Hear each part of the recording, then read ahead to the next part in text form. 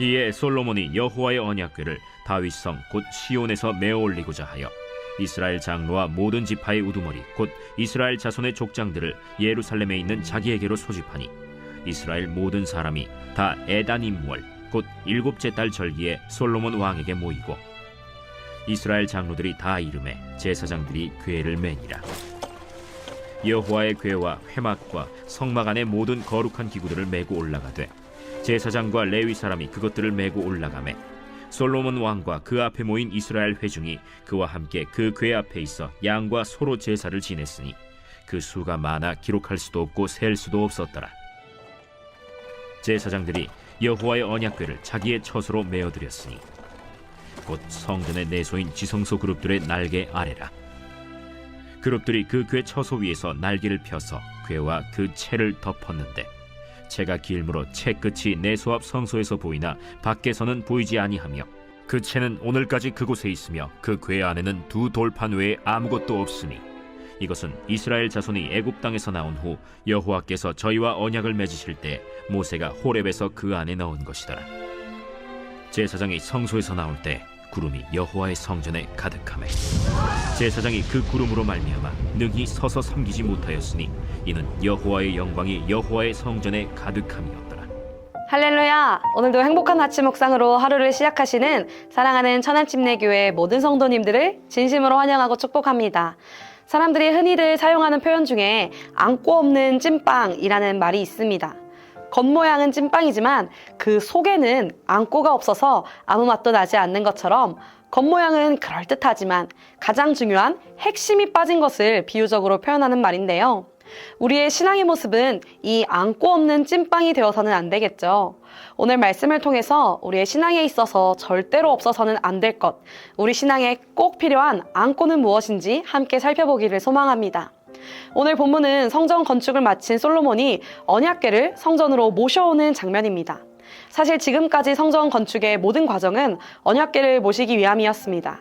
왜냐하면 성전은 하나님이 임재하셔서 거하시는 곳이고 언약궤 또한 하나님의 임재를 상징하는 아주 중요한 물건이기 때문입니다.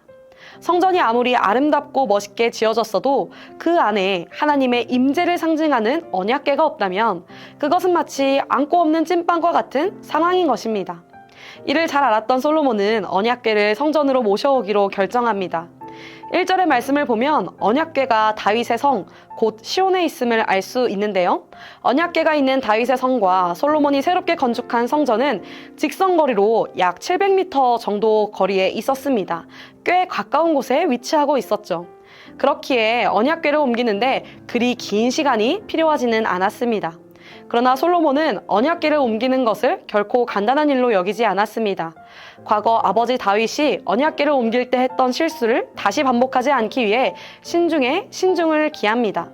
언약궤를 옮길 때를 초막절로 정하고 이스라엘의 장로들과 족장들을 소집시킵니다. 초막절이 되어 온 이스라엘 백성들이 모이자 제사장들은 언약궤를 메고 올라갑니다. 그리고 성전의 가장 거룩한 곳인 지성소의 그룹 날개 아래에 언약궤를 모십니다. 제사장들이 언약궤를 옮기고 성전을 나오자 놀라운 일이 벌어집니다. 하나님의 임재와 영광을 나타내는 구름이 성전 안에 가득해진 것입니다. 특별히 오늘 본문 9절 말씀은 언약궤에 대하여 이렇게 기록합니다.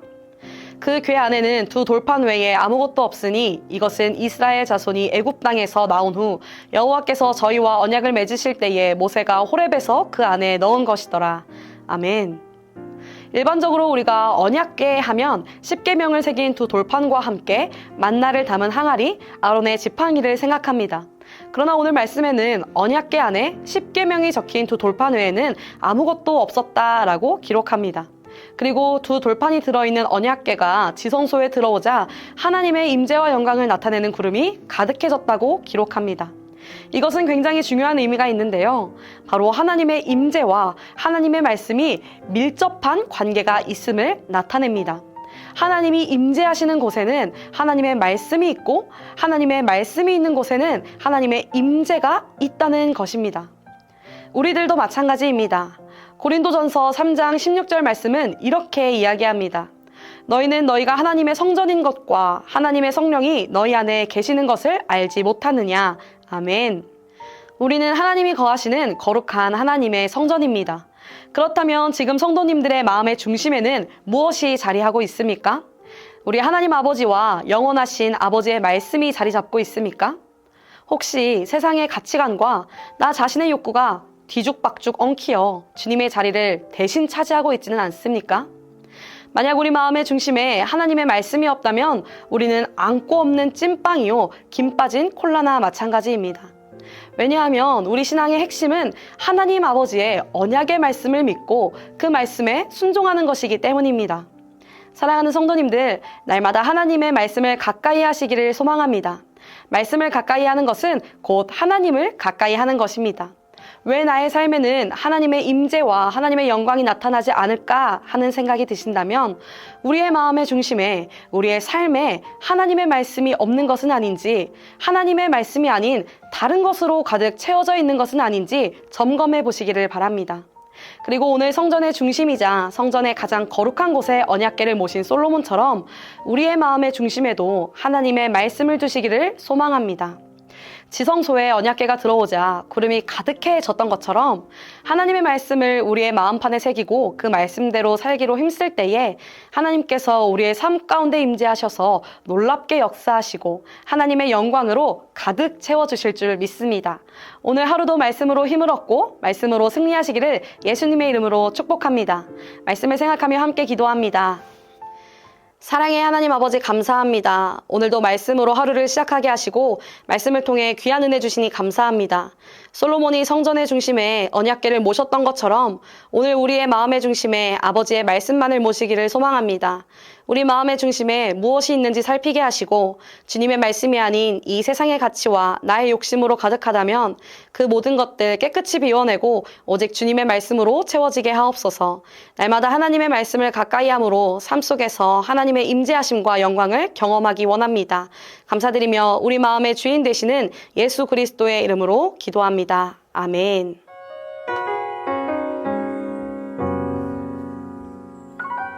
하늘에 나는 새도 주 손길 돌보시네. 온 땅에 충만한 주 사랑으로 내 마음을 덮으소서. 주 나를 부르셨네. 주의 영광 위에 모든 사람 이끄소서. 주의 영광으로 주 말씀 향하여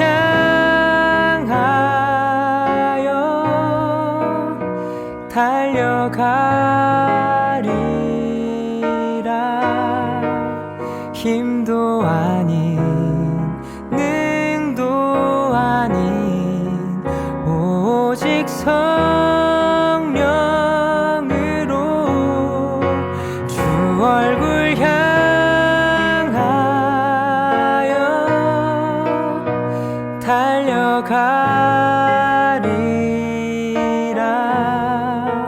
오 주의 영광 안에 살게 하소서.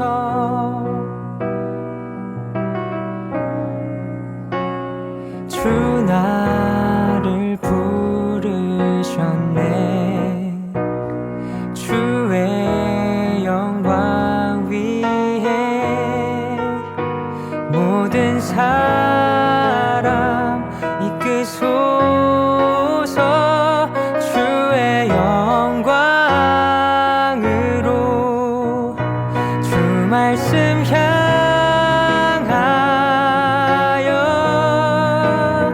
달려가리라. 힘도 아닌 능도 아닌 오직 성령으로 주 얼굴 향하여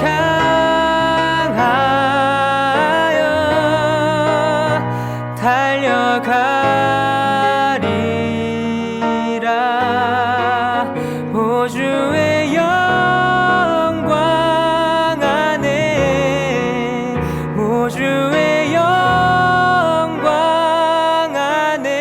살게 하소서.